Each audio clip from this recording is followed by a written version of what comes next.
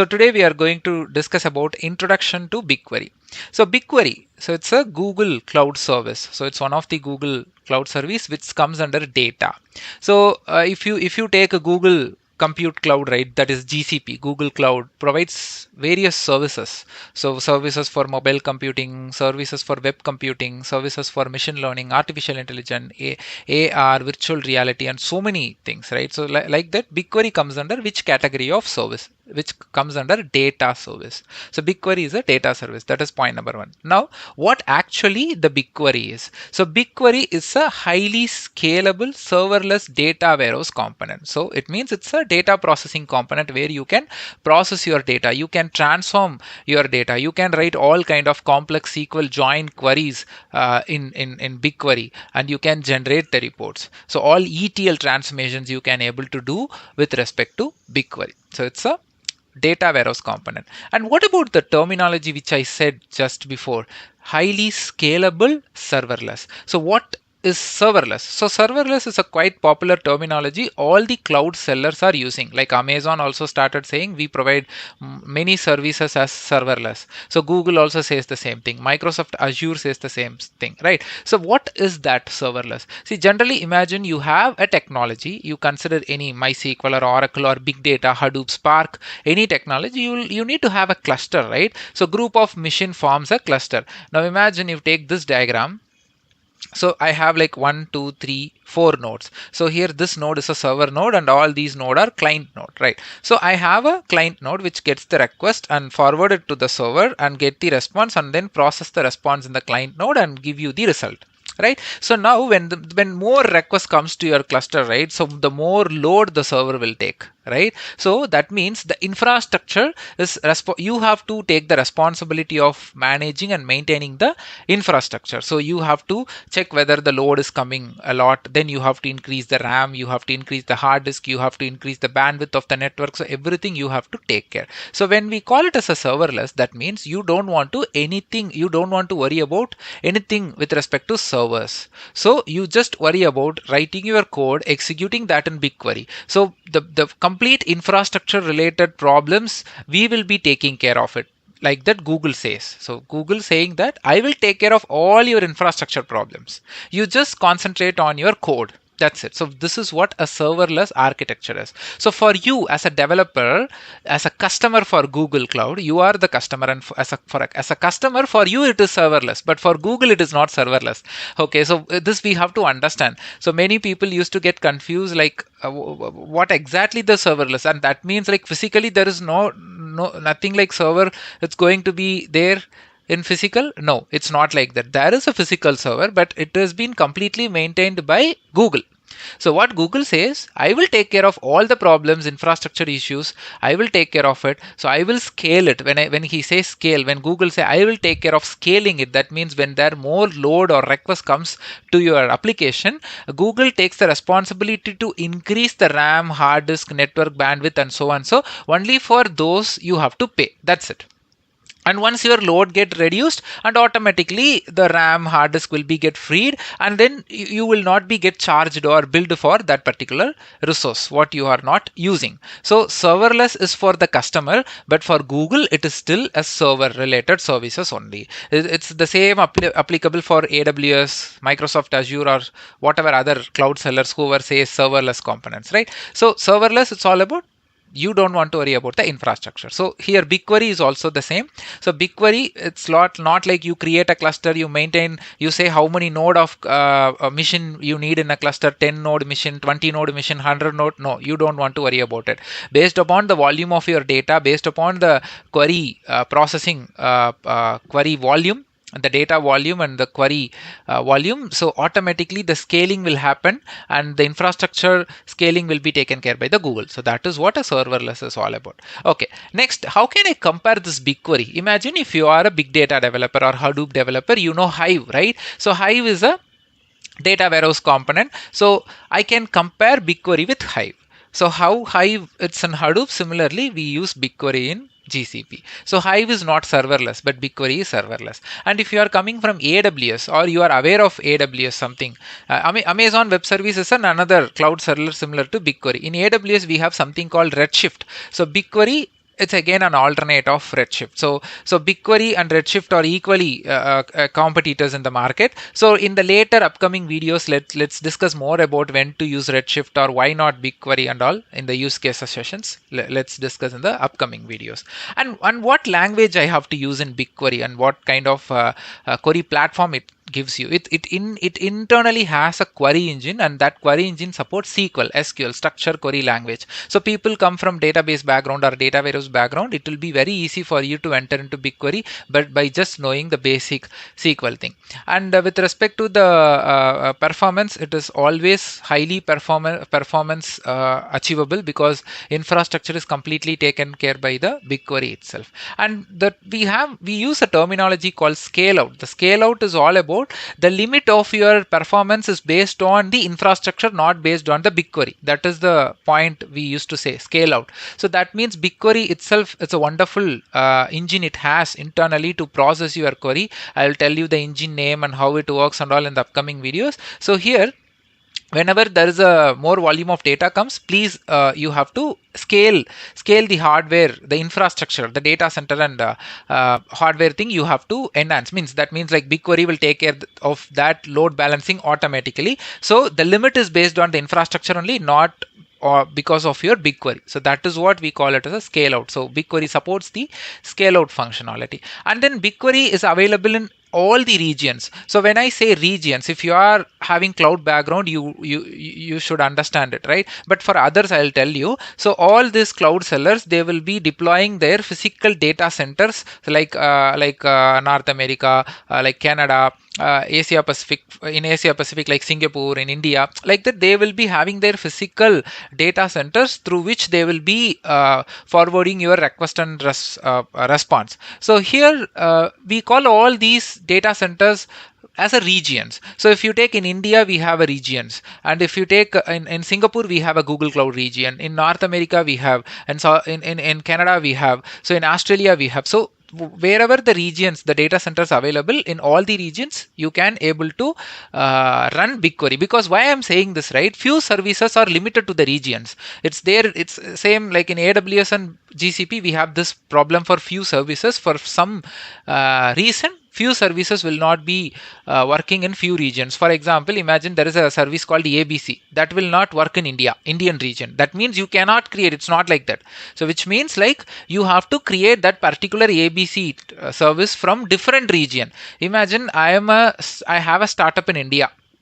Okay, I am a food delivery app. I have a food delivery app. So I deployed my complete application and my complete system in Google Cloud, and my users are only from India. Okay, so that means when I deploy all these services to nearby region, means the performance will be really good. So if, for example, imagine for India, Singapore is the nearest place region. Imagine in Google Cloud is providing a nearest region for India is Singapore. So in that case, I'll be using Singapore region so that my performance will be good and my request response will be very faster.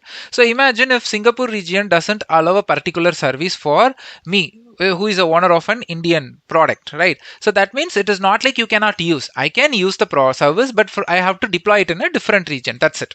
Okay, so there will be a very minimal latency will be there. That's it. It's not a very big drawback and all, but it is like for few services only. But BigQuery is like available in all the regions. Okay, let's get into advantages and features. Fine. So let me open a slide.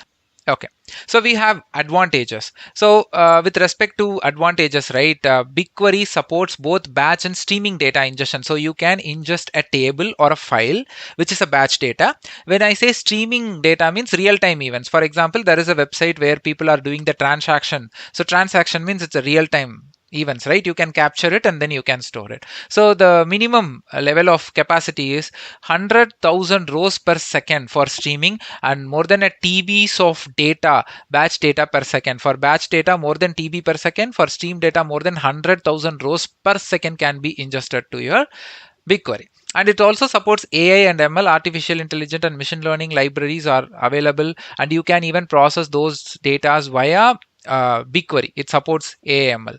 And then fully managed service, yeah, we already talk about the serverless and highly scalable, yes. And then pay as you go. So when I say pay as you go, it's all cloud services are like rented service, right? So you use and you pay. For example, I'm using BigQuery for the next 2 hours. Only for the next 2 hours you'll be paying it, and then the remaining day you are not using it means you are not charged, or you are not going to be pay money for it. Right, so that is what pay as you go, or we call it as on demand pricing modules. And this is the one of the main reason why companies are moving for cloud. Not only BigQuery, I'm saying overall cloud, because a lot of cost saving comes into picture. And then automated data transfer. For example, you have to transfer the data from the existing tech stack. Like for example, you have Teradata and the data is there in Oracle or MySQL. You have to bring the data to your BigQuery, and then from other cloud services like Amazon S3. So you have to bring the data. Yes, automated data transfer service is available, but you have to pay for it. And then access control for security. So they provide it via IAM, called identity and access management. So identity and access management will give you the access for specific user level access, so that it will be highly secured. So these are some of the advantages which we need to know.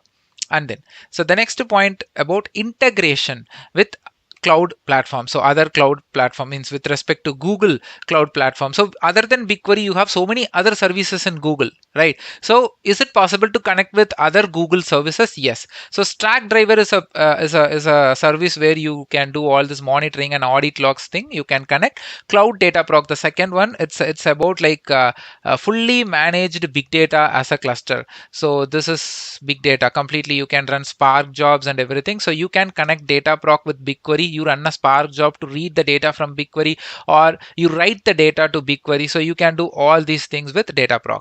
And then Google Cloud Data Loss Prevention API and other machine learning APIs like Cloud Natural Language.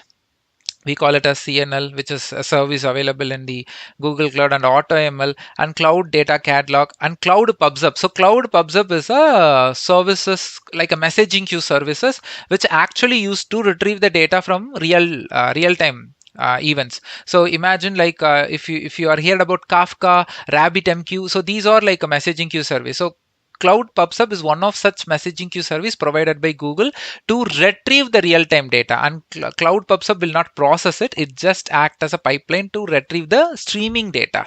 So with that, I can ingest to my BigQuery. Yes, you can connect with Cloud PubSub as well. So Cloud Data Flow, Data Studio, Looker, and Tableau. It's a BI tool. You can connect, and Cloud AI platform, Cloud Schedulers and Functions, Cloud Data Fusion, and Cloud Composer. These are other cloud services to which you can able to connect and process the data. So we have few other important and interesting features I just wanted to share with you. So federated queries. So this is very interesting one. So federated queries allow BigQuery to query data held in Google Cloud Storage, Cloud SQL, which is an RDBMS. So that means you have a BQ here, and then so BQ can connect with Cloud SQL. It's a RDBMS and BigQuery, and then you can connect with Bigtable. It's a NoSQL database in Google Cloud, and there is something called Spanner. It's a distributed database, and even you can connect with the Google Drive. With spreadsheet you can connect. So here the federated queries advantages, it supports you like connecting with all these storage services without duplicating the data. That is the important point here to note. That means, for example, you have some data in Cloud SQL. Imagine it's an RDBMS. So you don't want to bring this data to BigQuery and then process. No, that is not required. So BigQuery can directly, you can run a query directly on top of for the data which is presented in Cloud SQL. So data that is there in Cloud SQL, but you can run a query from BQ. That means you are doing a compute here, but the storage is in a different tech stack. So here compute and storage is two different. So we will be discussing about this compute and storage of BigQuery in the next video, and the architecture video I'll be discussing. So here if for example you have spreadsheet Excel in Google Drive, you have some data as a CSV file here. So you can run a query from BQ on top of this Google Drive without migrating the data from Google Drive to BigQuery. It's not required. That is called avoiding duplicating the data. So you are not going to duplicate the data, and that is also one main reason reason Google BigQuery act as a data lake processing framework, because in data lake only a component can able to do the compute only for the data stored in a different storage system. So BigQuery is doing the same. So BigQuery is eligible to be a data lake kind of components. Okay. Fine. And then it also can process other external file formats like ORC, Parquet, and any other open source file formats. And the next point is auto backup. So BigQuery supports replication. That is very important thing. Automatically the replications is there, like you have in HDFS and S3 and all, right? So here also your data will be get replicated so that the fault tolerance comes into picture. Even a particular node goes down, your data is not lost. It is still there in a different node.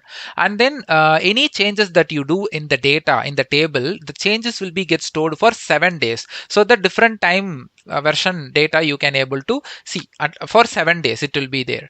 And then programmatic integration, this is very important. So it gives supports to different programming language APIs. For example, I have to connect through Java, Python. Yes, you can able to do. So programming languages supports like Java, Python, Node.js, C#, Go, Ruby, and PHP is completely supported. You can able to use any of these programming languages. So one more thing I wanted to show you, an image I want to show you. So we have, you can see this image, right? So the very first column is this column, whatever you see, the services are provided by Google Cloud. It comes under data ingestion. So this is a layer, data layer, right? And the second column you see is data storage services. And these are some of the Google services. And then the third column is data processing and analytics services. And the fourth one is data visualization services. If you see, BigQuery comes and supports all these layers. You can see here you can see BigQuery data transfer service. You can see, so BigQuery data transfer service, there to transfer the data from the different tech stack to BigQuery, it supports. And then you can see BigQuery in the second column, which is for storage. BigQuery used for storage as well, and it can connect to other storage services also. Third, BigQuery, using BigQuery you can do transformation, processing, data analytics, and it can able to connect with other analytics platforms too. And then the last one is BigQuery BI engine, which supports the visualization stuff and connect with other visualization tools like Looker, Tableau, or even Google Sheet, Google Catalog, etc. So these are four important data layer, like ingestion layer, processing layer, storage layer, and then visualization layer. BigQuery supports all these four layers. That is one important thing in BigQuery. Yeah, so we have discussed a kind of an introduction, kickstarting with respect to BigQuery. In the next video, I'll be explaining you the BigQuery architecture, and then we will be kickstarting the practicals and how to integrate and create an account and create the BigQuery services, and how to start the practical. We'll be discussing in the next video.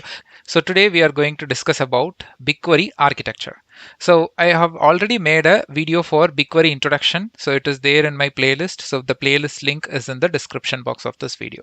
So today we are going to discuss about BigQuery architecture. Okay. So before getting into BigQuery architecture, so I just wanted to discuss few things before we start the actual architecture.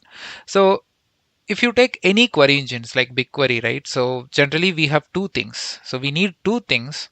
One is storage to store all the data, and then we need compute. So compute means processing. So if you run some queries, then that is called compute. So when any query engine, if you go, you need to have this both. You need to have storage and then compute. Storage is to store your data. Compute is to process your data. Right. So this two. So BigQuery also has these two. But when you take few other query engines, or like query engines like BigQuery, in some query engines, they used to have both in the coupled manner. Coupled manner means you cannot split storage and compute, which is not possible. So in that case, like, it is more expensive for the infrastructure, right?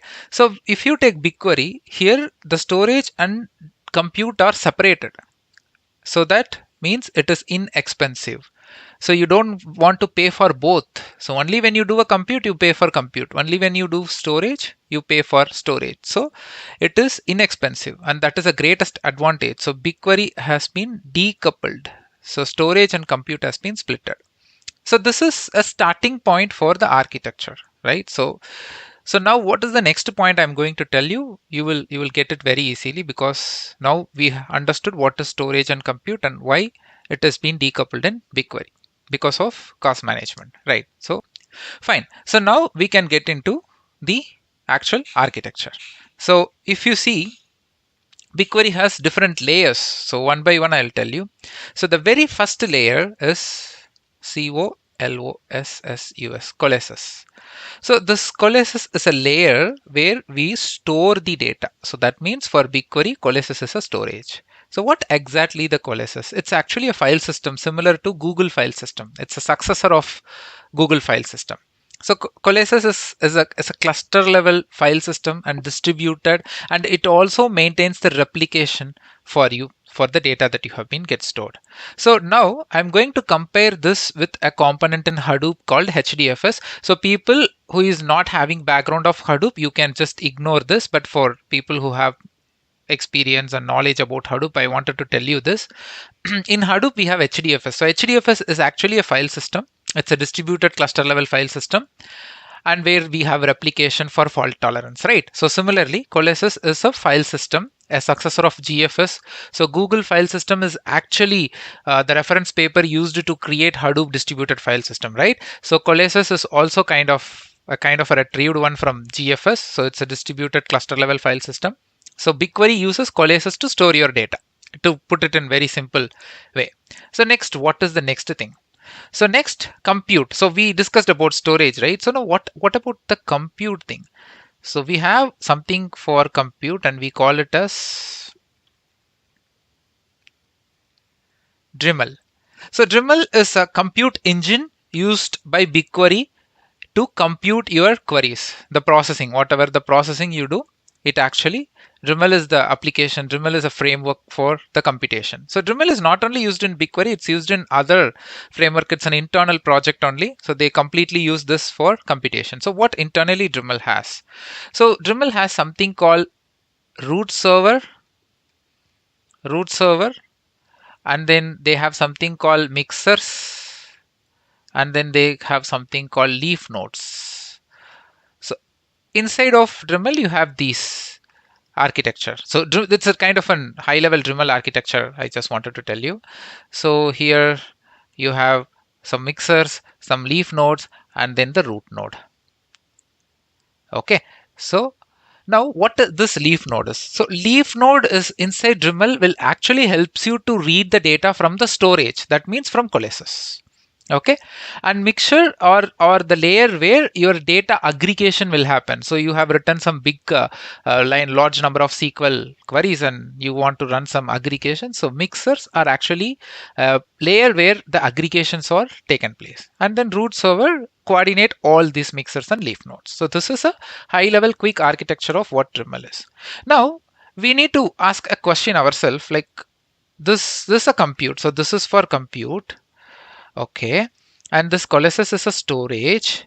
So what about the connectivity of these two? Who connects these two? So something has to be get connected, right? So some layer, some component should be there, right?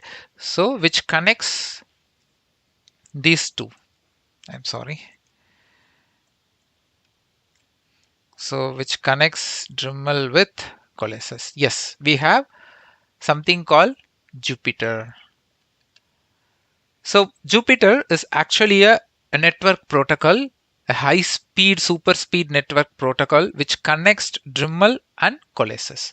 So Jupyter is also a kind of an in-house project which is there in Google for very long time, and it is used in a different project as well. So it's like a network. It's like they used to call it as a petabit Jupyter network. That is how they used to call it. So it's a network protocol which used to connect this compute and storage, which is Dremel and Colossus. So this is a very a quick, high level architecture how BigQuery internally process and store your data, right? So it also has replication, as I told you, with respect to the storage level. So this is the points that you need to know. And what about the whole architecture? So this is the next thing I wanted to tell you. The whole architecture has been orchestrated with a component called Borg. So Borg is actually, it's when I say orchestrated, it is a scheduler. So something has to be gets scheduled, all these, right? So for example, when you trigger a query, so that is a job, right? So when you trigger a query, this query has to be communicated internally with Dremel, this Jupyter, this Colossus, your end-to-end query should happen, right? So this complete scheduling process happens with Borg. So this is also an in-house Google's project, which is completely for a kind of an orchestration they use for scheduling the jobs. So this is what an overall architecture of BigQuery. Now, few more things to know before I end this video, few more things to know. So first thing is, even I told this in the last video also, BigQuery stores all its data in Colossus in the format of column oriented. So column oriented. So column oriented is a very good storage type because it's a general. Even Hive is column oriented. Redshift is column oriented. Redshift is similar to BigQuery but an AWS, and BigQuery is also column oriented. And even NoSQL databases like Cassandra, HBase are all column oriented. What is an advantage of column oriented is? So for example, you have some records. For example, 1, 2, A, B, and then 100. 200. So you have two rows, right? So when the data gets stored this way, it's called row. So this is one row, this is one row. So it's called row oriented. So when you run some aggregation query, for example, this is a salary column, this is name column, and this is serial number column. I want to do a sum of salary means first the query reads the whole row and then it will pick the salary. So what is the purpose of reading the whole row? It can directly read the salary column itself, right? So that is the problem in row oriented. But when you take column oriented, now let's have the same scenario. So now the data gets stored this way. So this is what column oriented. So when you trigger an aggregation query on salary column, so this is name and this is serial number. When you trigger a sum of salary, directly the query comes to this particular column and then it processes the aggregation. So you are just ignoring the unnecessary reads, scans, right? So instead of reading a row. So this is what Cassandra, HBase, BigQuery, Redshift, Hive follows how the data gets stored in the storage layer. So the Colossus actually stores all your BigQuery in a column oriented format, and we call that as capacitor. So Google used the terminology to define it. So we call that as a capacitor. So when it's stored as a column oriented format, we call it as capacitor in BigQuery. So the data gets stored as a capacitor in Colossus of files, column oriented files. So this is what we need to know all about BigQuery architecture. Okay, so in the next video, let's start the practical. So let's get how to access the Google BigQuery console, and then how to trigger the query, how to create database and tables and columns. It's quite interesting actually. So and how can we use that for free? So right, so I'll explain you everything in my next video. So today we are going to discuss about how to start BigQuery practical. So I have already made a video about BigQuery introduction and then BigQuery architecture, and I have given the playlist link in the description box of this video where you can find all the BigQuery videos. Okay, so today how to get started with BigQuery practical. And probably many of you will have a question like, this is a cloud service, a Google cloud service. So for any Google cloud service, whether it is free to use or we have to pay something. It's generally there. Even if we go for AWS or Google Cloud or Azure, people will have this question. But if you take any cloud sellers, for example, Google Cloud, they'll give you some free credits of usage. So if you take Google Cloud, they are giving $200 worth of credits for free. You can use any Google related services, whichever they mentioned it as a free tier one, you can use it, and BigQuery comes under that. So that means you can create a Google Cloud account. It's a general, so you don't need any kind of an reference or something. It's a self-explanatory steps for creating an account. Directly you go for Google Cloud login, and then you can just fill your details and you can create an account. All you need is a Gmail. That's it. And finally, it will ask you to give some debit card details. So I'll always used to say go with debit card details. So that is for just enabling your payment. Even though it is free credit, still they used to ask for this card informations. So this information, like at least with respect to India, so auto debit will not happen. So only when you acknowledge, for example, you are using free tier account and unfortunately you have exceeded the limit and there is some 100 or 200 rupees billing has happened in INR I'm speaking. So only when you make the action of payment, only then it will be get debited from your account, else it won't. Okay, so if you are not paying the bill, then they will close your Google account, Google Cloud account. That's it. Okay, but still it is less risk, you can play with it. And there is another option there is something called Google BigQuery Sandbox, the first one. So you can access this BigQuery through the sandbox without enabling the billing. That means you don't want to enable the billing by giving your card information, nothing. Only Google BigQuery you can use via the sandbox, only this. So you don't want to worry about any billing or something. So this Google sandbox, like it has some limitation, but just make sure like your requirement is fulfilled by BigQuery. At least for that level of check, you can just go ahead and do it, or for learning purpose, you can practice something. So either you can go for sandbox if you are going to use only BigQuery, or you want to explore all other services, then please go by creating an Google Cloud account. Now, this is a link. Just copy this link. This is a BigQuery link. So now what I'm going to do is, now I'll go to my browser. So now I'll go to my browser. I'll just paste this link. So I just imagine I have a Gmail logged in, but I don't have any account, any Google account, Google Cloud account, nothing. So I'm just going with the first option, sandbox. For this, there is no prerequisite like you have to create a Google Cloud account first, nothing like that. Just go to this link.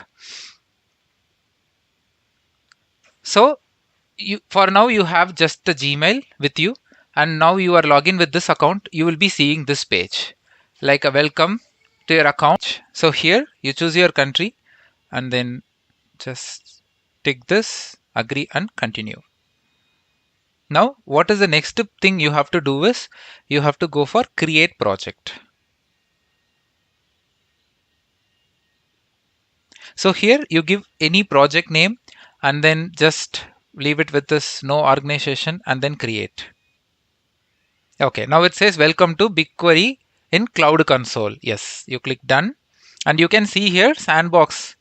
So now you are using sandbox. So next it is asking setup billing to upgrade for full BigQuery experience, but that is not required. So you don't want to enable the billing for now.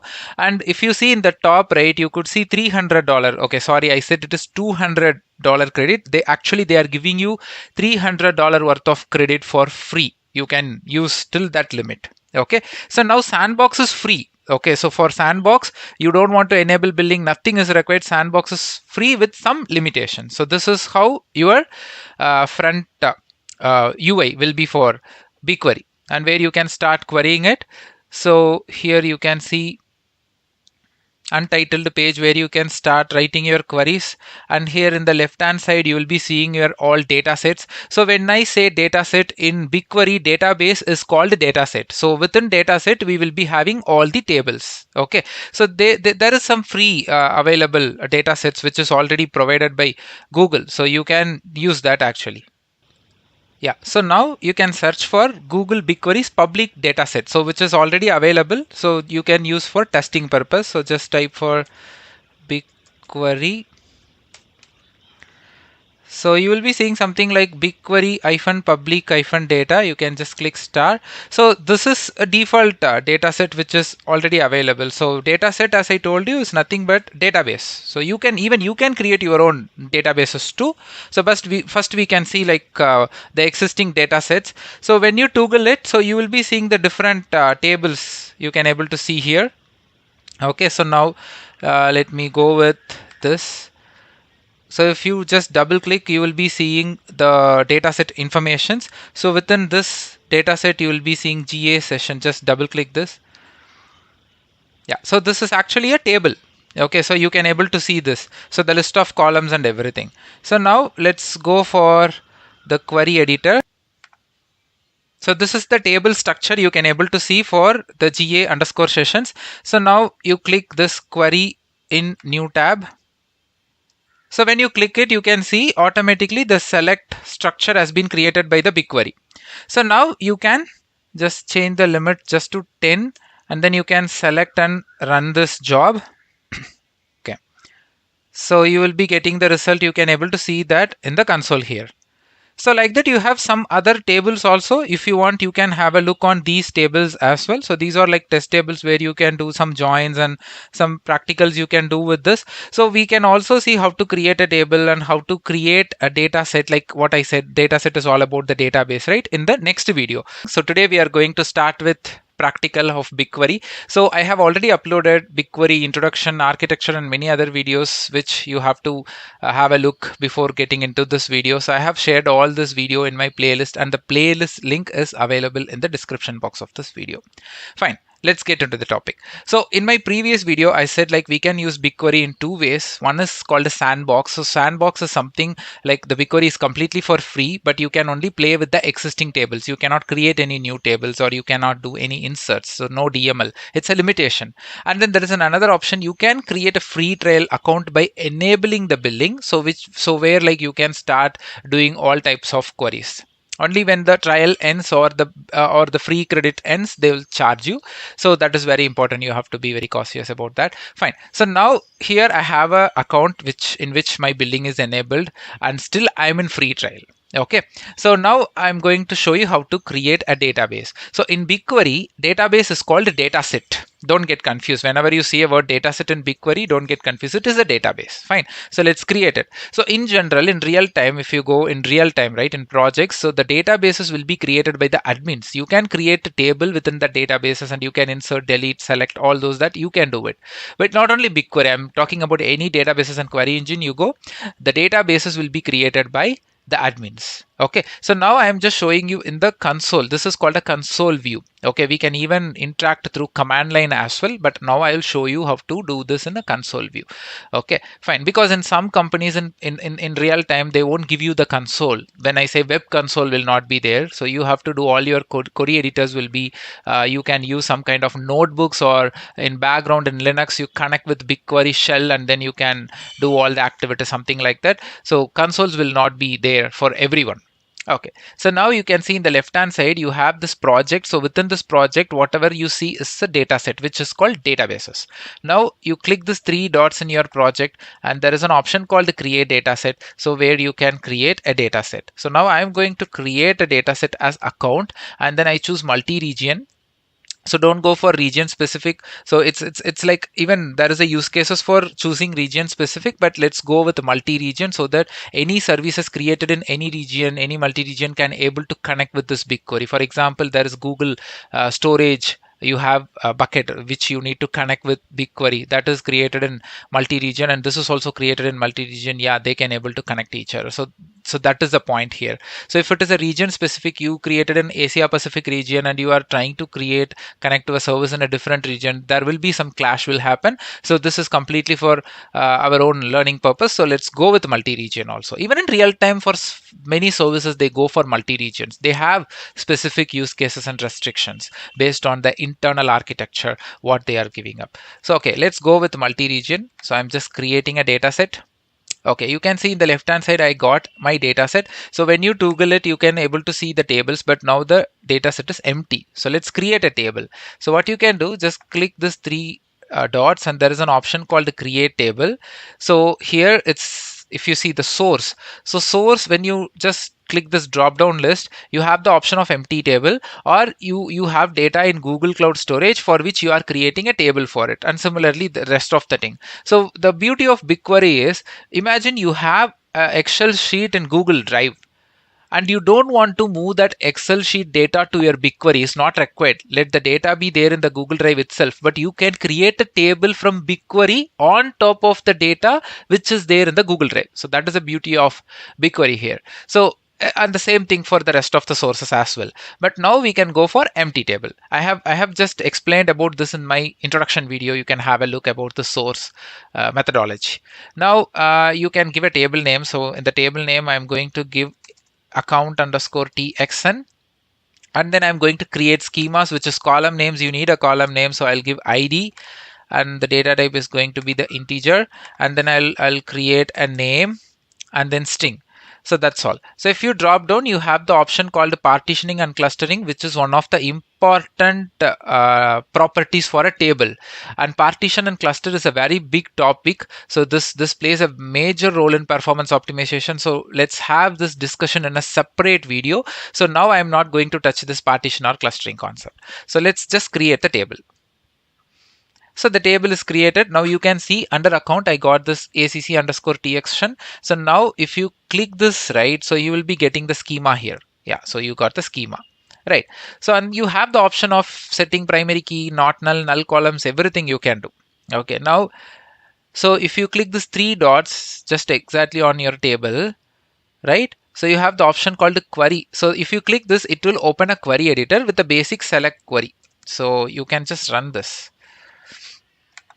Okay, so now if you want to insert something, right, you can insert. So let me do, it's empty. See, you can see the output here. You can see that in a JSON format. You can see the execution details like the query plan, query execution time it has taken, and that the same information is available in the graph format also, and you can get the job information. So all these things we will be seeing repeatedly in upcoming videos of the BigQuery thing. And now I'm going to insert. So insert is a straightforward SQL syntax only. So insert into, and this query editor is very good thing with the query editor is it tells you the compilation error immediately. Whenever there is a gap that you give while typing the code, it immediately compiles and say there is an error. So that's a good thing about this editor. So now I'm going to give the table name. So the table name, whenever you refer, you have to give this full name. That is the project name dot dataset name. That means database name dot table name. And then now I'll give the column ID comma name, right? And then values. So I'll give some ID comma and name. So name I'll give Gautam. Now you just run it. So before you running this line number 4, the query, you have to add a semicolon before in the previous query. And you can see there is no error. So you can run, it's a green tick. So you just select this and you click the option run here. So now the job is executing. Yes, one row has been inserted to the table, and you have shortcuts you can learn from here without using the mouse. You can directly use shortcuts also. So now what I'll do, I'll run the select query again to see the output. So the result, yeah, I'm getting my result, and even you can get that in the JSON format like this. Yes. So now what I'm going to do, I'm going to create a table not via the UI but through the SQL command that you can also do. So create table, and you have to paste the table name, like you have to paste the project name, you have to type the project name dot the dataset name, that is the database name, and you give some name. So I'll give txn and I'll give id int. That's it, just one column. Let's create this. Okay, just run. So in the left hand side you can see one more table will be get added. Now just acc underscore txn, yeah, you can see there is one more table txn got created. So that's it. So you can update, you can delete, you can do all the queries. You can, if you want, you can practice. So in my upcoming videos, I'll make so many topics on BigQuery. Just stay in touch with my playlist. So today we are going to discuss about partitions in BigQuery.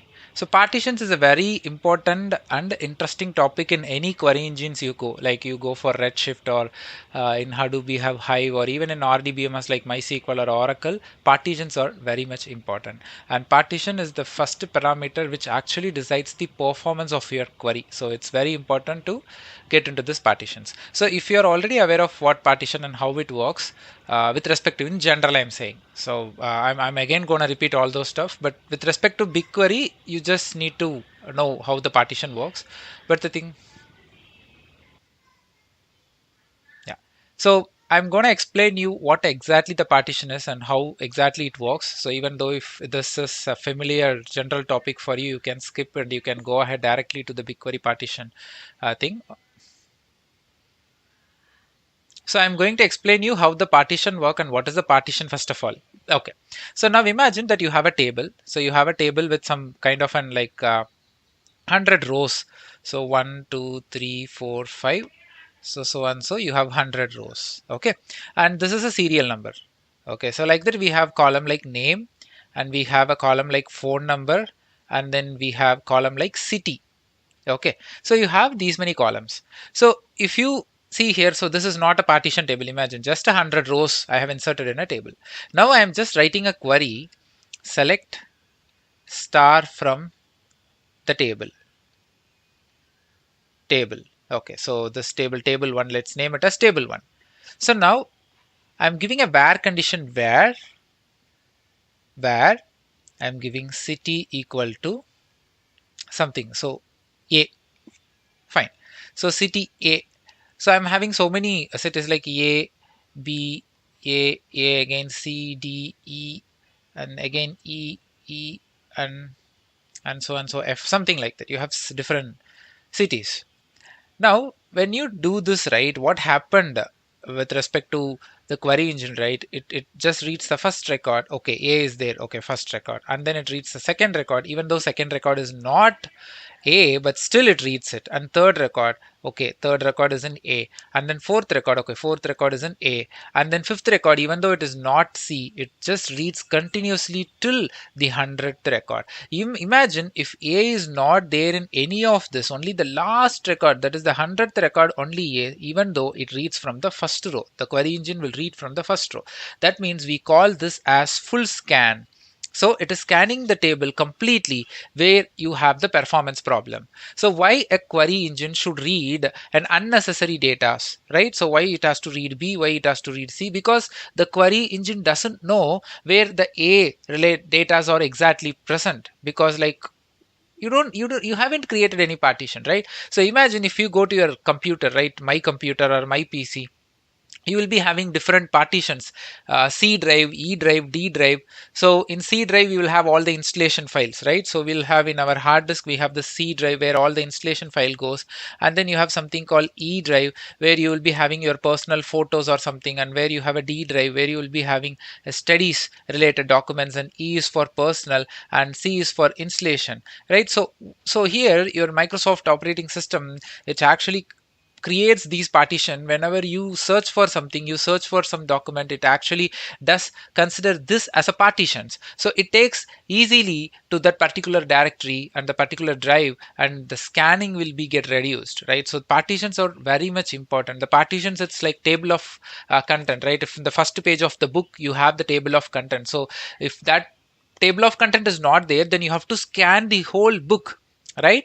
So when the table of content is there, you will come to know, okay, where exactly the data present. So these are all some of the examples that I can give you for partitions. So you create partitions for the data. Now this is the query, right? So this is the query. So what is the frequently used column in the where condition? Based on this column only, you have to create a partition. First of all, the city, why you are choosing city as a partition column? Imagine, can you able to go with the by partitioning the serial number? Can you think?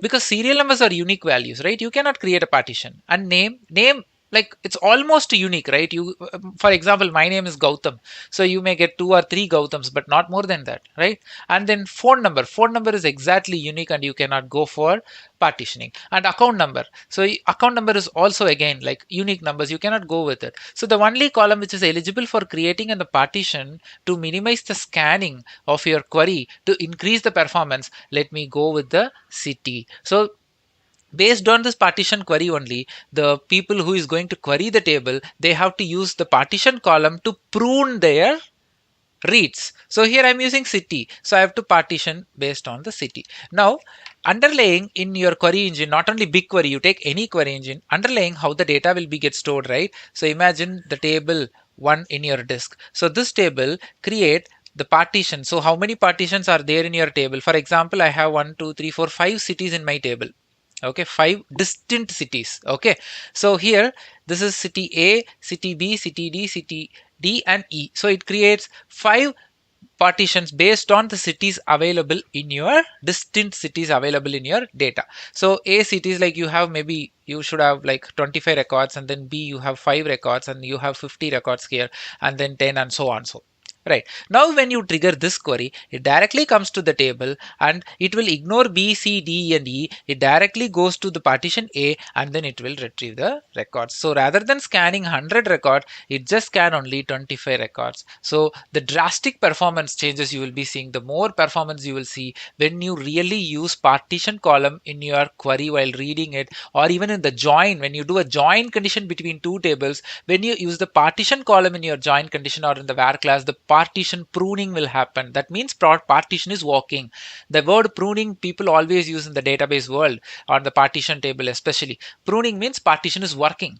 When the partition is not working, your join query will be very slow, right? So without partitioning column, you are not using a partition column in the join, then the join takes time. So that time the database developer will ask you whether you have done a partition pruning. So if your table is partitioned but you have not used it in your query, then you are not using the pruning part, right? So this is what a common definition of partition and the usage of it in any databases you go. So here we discussed what is partition and which column is eligible for a partition and why not the other columns. And then we also discussed how the partition stores underlying in the disk and how the scans happen when the table is partitioned and we are using the partition column in the query.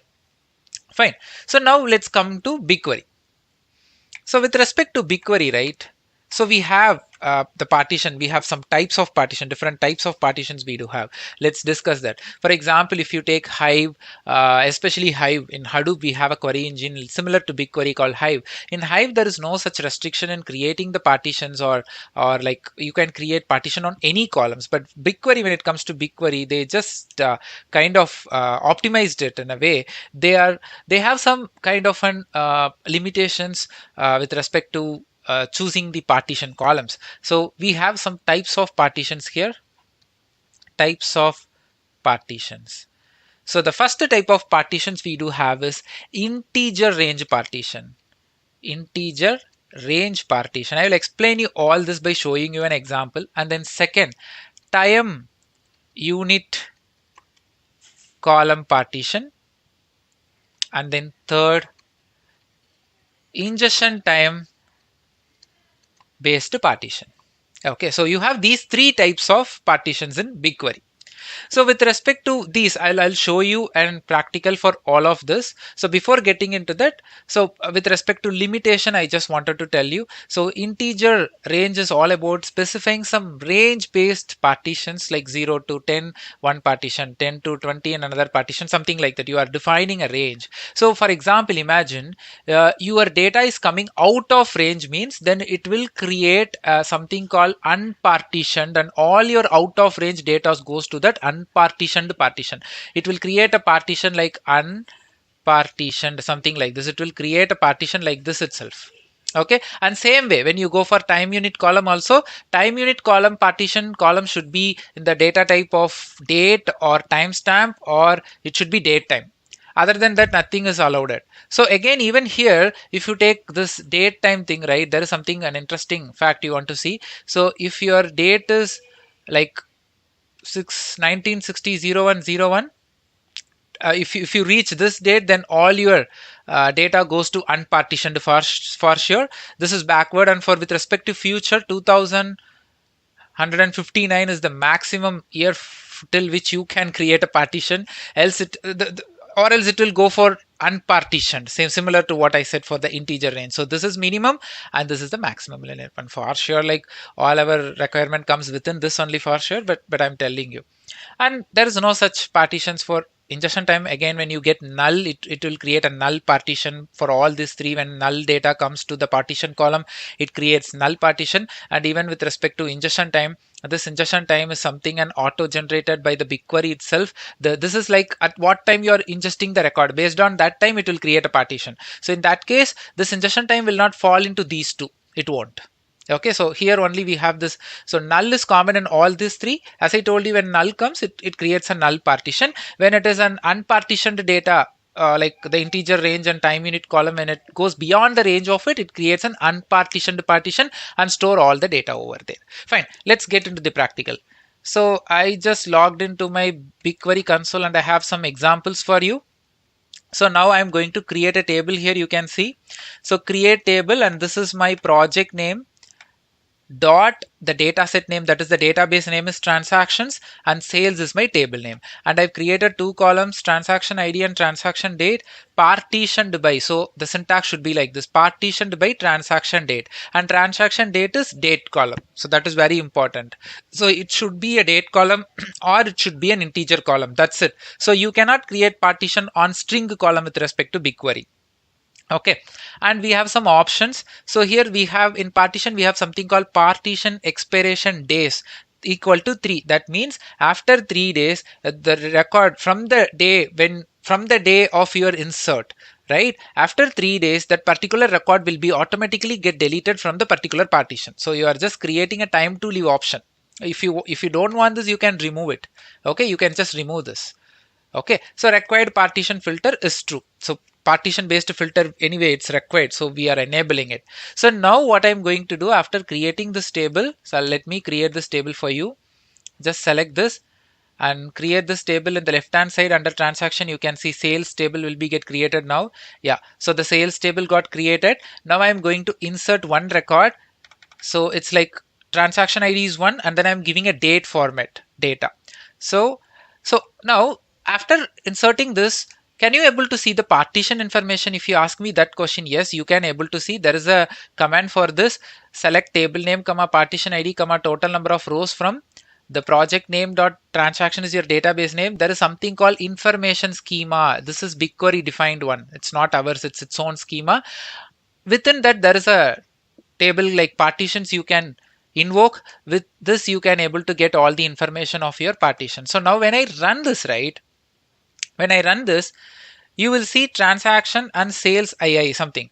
But the table what I created is sales, and it is a partitioned table, but I'm not seeing it here. Why? Because I haven't inserted any record yet. So let me insert a record. So after inserting this, then I will run the this command, line number 13, to check the partition. Okay, one row inserted. Now let me run this. You will be getting the partition information of from the table. So yeah, now I'm getting sales and the partition is 2023-06-27. Yes, I've created my partition in this, and total number of row is one record. We just have only one record, right? So this is an example for a partition. We just created a partition based on the date. Now there is one more example with the same time unit partition type we are discussing now. So you can able to create a partition based on month wise, day wise also. For that you have to use date truncate command. This function, you truncate your date to month. So that means it will create a partition as 06. So 06 is June. So month based partitions. So this is also you can execute and you will be seeing it. Now the next thing I want to show you is, yes, okay. So if you see this, right, so this particular example is actually the partition type which we discussed. The third one, ingestion time. So ingestion time, so here while creating the partition, you give partition date, that's it, nothing else. So automatically the time when you are, see, if you see here, I'm not giving any column name here, right? So in the previous example, I have given the column name, but here I'm not giving a column name. So that means the BigQuery automatically takes the time of the insertion when the record has inserted. That time it will take and create a partition. That is what ingestion time partition, and this is an example for that. Okay, underscore partition date. And then the next one. So this line number 31, this query is for integer range based partition. So I have a sales already. Let me change this to sales 1. Okay, so I just created a table and you can see here partition by range bucket. So this keyword is important, range bucket, and the column I'm going to use is customer ID and generate array 0, 100, 10. So here, what is this 0? So here this 0 is start and then the 100 is end of your record and this is interval. So that means 0 to 10, one partition, 11 to 20, another partition, and then 21 to 30, another partition, something like that till 100 records. So 0 to 100 is the record count and the interval that you are creating is 10. Okay, so here this range bucket is important. That is very much important. So this is what the range based partitions looks like. Okay, fine. So the next example is, so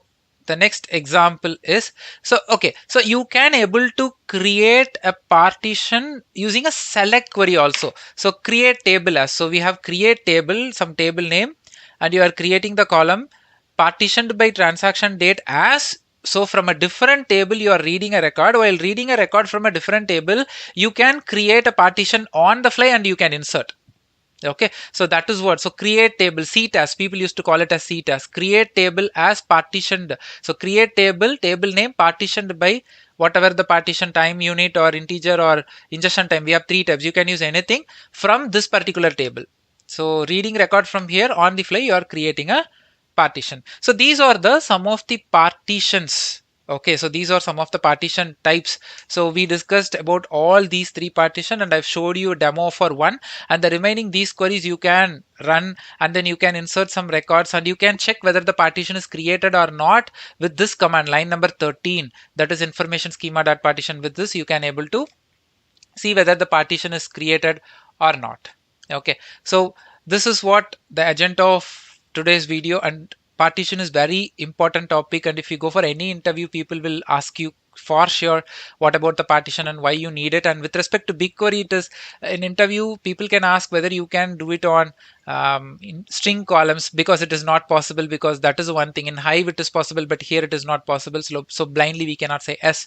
So yeah, make sure like you are practicing this thing whatever I showed you here. So thanks for watching data engineering. If you really like this video, please do subscribe channel and forward this to your friends and colleagues. So to get complete videos of BigQuery, I have shared the playlist link in the description box of this video, and I have do lot of big data videos. Almost 100 plus videos are there in my channel for big data only. So I've shared that link also in my description box, so you can have a look on those videos as well. Thanks for watching.